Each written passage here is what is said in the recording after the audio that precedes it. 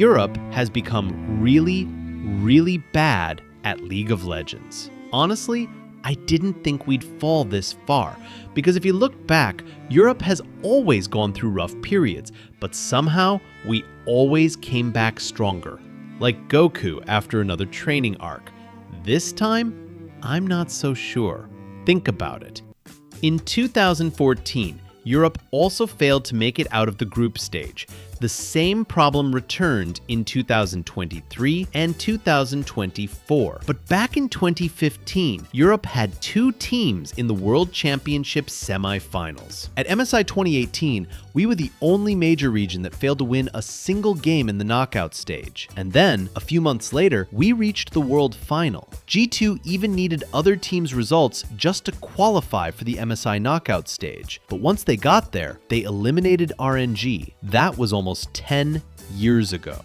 Well, not quite 10 years, but it certainly feels like it. And to be fair, that Worlds run was a bit misleading. It wasn't exactly the strongest World Championship in history. Even so, there's now as much time between today and Worlds 2018 as there was between that tournament and Fnatic's previous World Final, the one they actually won. If you've ever watched the highlights and thought they looked a bit scuffed, it's because they were. That year, almost every favorite collapsed. KT Rolster ran into Invictus Gaming in the quarterfinals and spared us from getting completely exposed. Fnatic reached the final by beating Cloud9 in the semifinals. Let's be honest, that wasn't exactly the toughest road. Still, 2 European teams in the semifinals. You have to give them credit for that. And then come all the old stories. Somehow, Europe put together that unbelievable 2019 G2 roster, another World Final, an MSI title.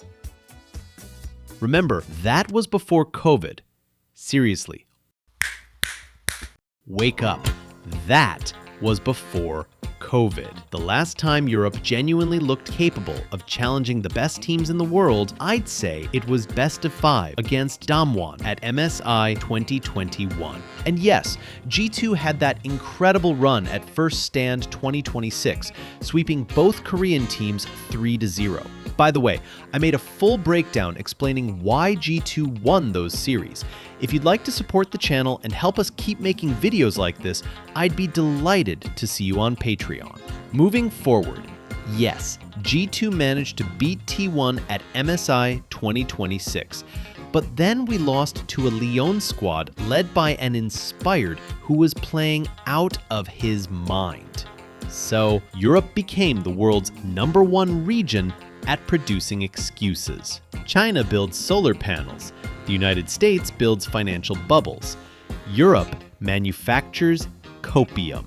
4 years without winning a single game in the World Championship knockout stage. 2 straight years without making it out of Swiss. And the only game we managed to take off top esports came from a cheesy Dr. Mundo pick. Which brings us to every European fan's favorite hobby. Coping.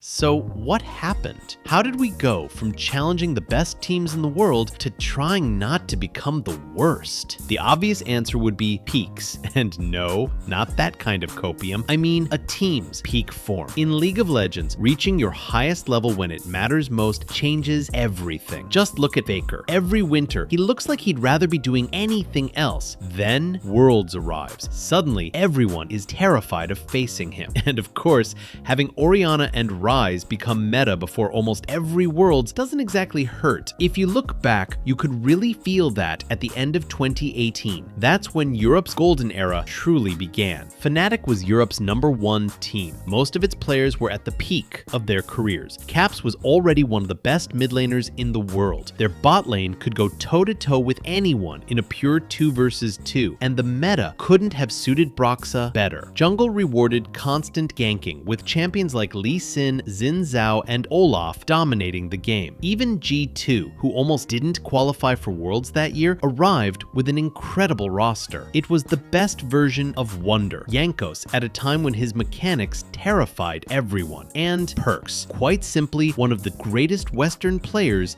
in League of Legends history. In other words, many of the greatest players Europe has ever produced all reached their peak at the same time. It's like putting a banana in a fruit bowl. Before long, every piece of fruit starts to ripen together. Right now, we're at the stage where the pear starts attracting flies. Then came 2019. G2 completed its super team by signing Caps and Mikyx, and Fnatic remained a genuine contender because they replaced Caps with another young prodigy, Nemesis. Granted, he only stayed a prodigy for about a year, but during that year, he was phenomenal. If you've never watched the Fnatic vs G2 games from that season, go back and watch them. They still hold up today. I still rewatch them from time to time, usually when I feel like hurting my own feelings.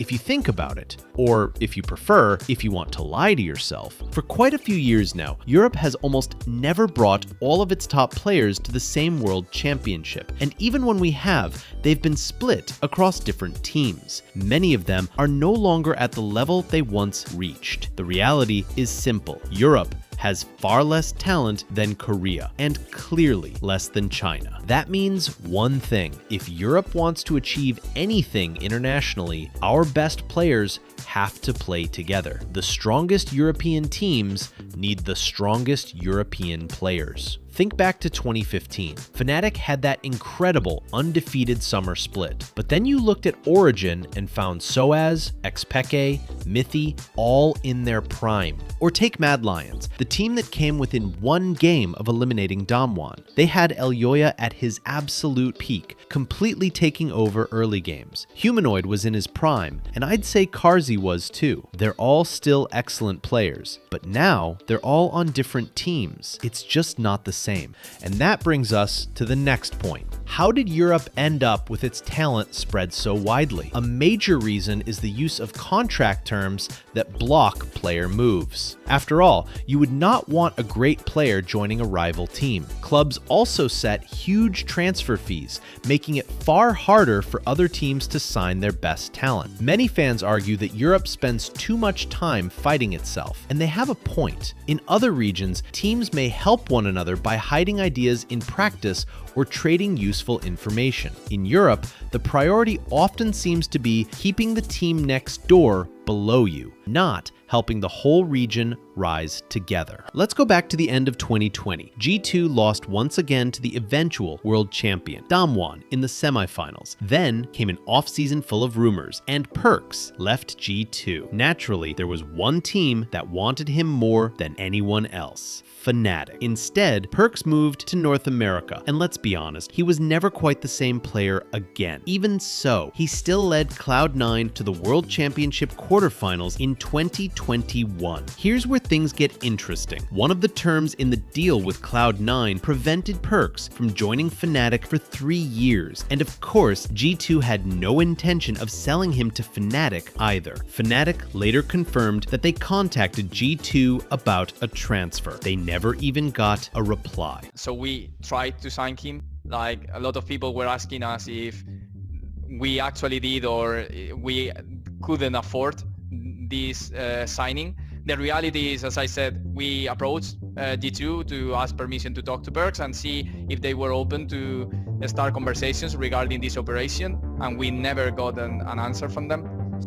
Would HLE have won MSI 2026 if Gumayusi had never been allowed to play with Zeus again because T1 had blocked the move?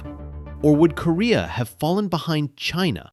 Let's stay in 2021. This was the year Reckless joined G2. Later, G2 decided to let him leave, but they asked for a €1.5 million buyout. By the time they lowered the price, nearly every LEC team had already locked in an AD carry. Reckless didn't have many options left, and with perfect timing, Carmine Corp was putting together its super team, so he ended up joining KC. Then came 2022, and what a surprise, this time it was Jankos leaving G2 after the team failed to reach the World Championship quarterfinals. Jankos later revealed that 5 organizations wanted to sign him. None of them were willing to pay the buyout. The biggest problem is buyout.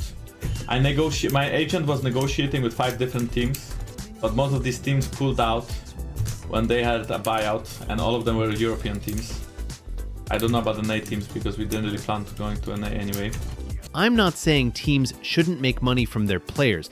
I understand that organizations are businesses, but you can't spend every offseason making it harder for rival teams to build strong rosters and then complain every year that G2 has no one good to practice against. It has to be one or the other. By the time G2 lowered Jankos' buyout, nearly every team had already found a jungler, so he ended up joining Heretics.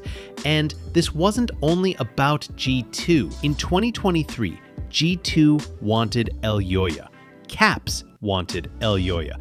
And yes, if you're a Koi fan, I'm sure you're glad that move never happened. But if you're a fan of European League of Legends, the fact that we never got to see Elyoya and Caps on the same team still hurts. That's why Reckless once said that Europe's biggest villain is Europe itself. He wasn't saying it for no reason. Add that to the constant flow of top players moving to North America, and you end up with a region where the best talent is spread across far too many teams. And in many cases, those players aren't even competing. Let's not forget that Team Liquid signed Alfari. At the time, he was the best top laner in the LEC. Yet in Europe, he was stuck on the 10th place team, which meant he never even had a chance to fight for Worlds. The following year, they signed Bwipo. They signed Hans Sama. They signed Inspired. Even in 2025, think about players like June or Kalist. I know Kalist has plenty of critics, but if Caps wants to sign him every single year, there's probably a reason. And that leads us to Europe's third major problem. We almost never get to combine elite veterans with extraordinary rookies. That may also explain something else. Europe used to invent the meta. Now, half the time, we struggle to even understand it. I understand nothing. Europe invented counter jungling. Europe pioneered lane swaps. Europe was always the region that came up with draft ideas no one else would even consider. Somehow, they kept working. In fact, that's exactly what people mean when they say Europe should play its own game. A lot of people dismiss that opinion. I think they have a very strong point. Europe always had its own identity, at least back when we were winning. Think back to 2018.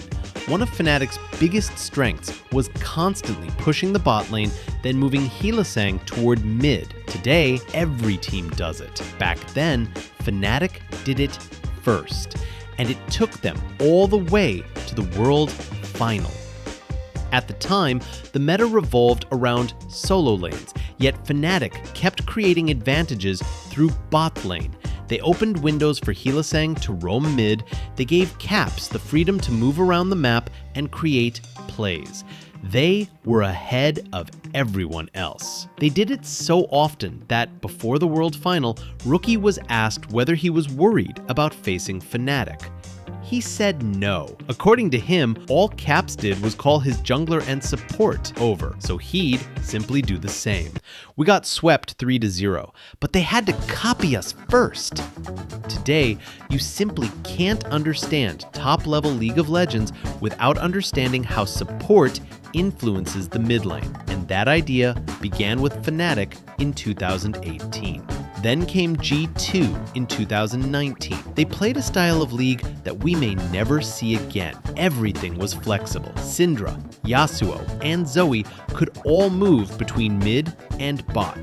Renekton and Ryze could go mid or top. Gragas and Galio gave Mikyx even more draft flexibility despite not being traditional supports. And then there was Pyke, the famous 5-way flex that Riot eventually had to nerf. But it wasn't only about unusual picks or hiding where champions would go. G2 constantly gave up neutral objectives to create huge advantages in the side lanes. And while we're giving credit where it's due, Yarnan's Heimerdinger was banned 5 games in a row against RNG, and they still lost. Years later, when Beryl brought out Heimerdinger support, people called him a genius. Back when Hjarnan played it, people just said he had no hands. We choose not to address the haters, but you know what I mean. Since then, though, Europe hasn't produced many new ideas. Take G2 in 2023. They dominated Europe with an early game style built largely around bot lane. They played the standard meta picks like Kai'Sa and Jinx, but they also relied heavily on Draven, Varus, and Kalista. Remember when Draven was banned in almost every draft? G2 beat Damwon in their opening game at Worlds with Draven. After that, Draven became a permanent ban, and so did Kalista. Then we went home. At that year's MSI, G2's main idea was to put caps on utility picks and let Yike carry. Maybe it's better not to talk about how that turned out. Think about Mad Lions in 2024. They qualified for Worlds by putting all their resources into top and mid, while their jungler played more supportive champions. By the time Worlds came around, that style had completely disappeared. To be fair, that wasn't really their fault. Korea's lane swap meta changed everything. Even so, it was painful to watch Friscoe playing Smolder after they'd qualified doing almost the exact opposite. Then look at FlyQuest. They reached the top 8 and pushed Gen G to 5 games with some very unusual picks. Meanwhile, G2 kept forcing the Nocturne Orianna meta. Honestly, they looked weaker than they had back in Europe. I do think things improved quite a bit in 2025. G2 had already been playing Dr. Mundo since the winter split. By the end of the tournament, even the best Korean teams had copied it. Faker was even showing Owner how to clear the jungle with it, and Anivia kept gaining priority as the tournament went on. So in that regard, I do think Europe is still capable of innovating. I'd also put a lot of value on the way Elyoya played the first tempo window after the opening clear. He came up with some really interesting adaptations. One example was invading Owner after 4 camps, taking advantage of the second wave crash created by a winning bot lane. Another was giving up the first Scuttle Crab against G2. Instead, he used that timing to gank Caps at the exact moment he wanted to recall and teleport back to lane. To me, that tempo window is completely overpowered. I've believed that all year. Even though the teams at Worlds never adapted to the idea, I still think it's one of the most advanced macro concepts in modern League of Legends. In fact, as the tournament went on, we saw far more 3-camp ganks than we had during the summer split. Those plays are simply another creative way to use that same tempo window. And it's a concept we're now seeing more and more often among the world's best junglers, including Kanavi. The first clear has a tempo window that you can allocate anywhere. Kanavi is probably the best in the world at using it. In the MSI 2026 semifinal, you can even see Kanavi using that exact window to gank after 5 camps. To this day, no one has figured out how to consistently set up vision against every possible gank this window creates. As long as Europe keeps trying to create new ideas instead of copying everyone else, I believe this advantage can always come back. But can any of this actually be fixed? I'm actually so As a angry. European fan, as someone who genuinely loves the LEC, as someone who's always looking toward the future of this region, I'd love to tell you the answer is yes. It's probably not. Our best videos are still waiting for you on Patreon. Thank you to all the supporters who make every new video possible.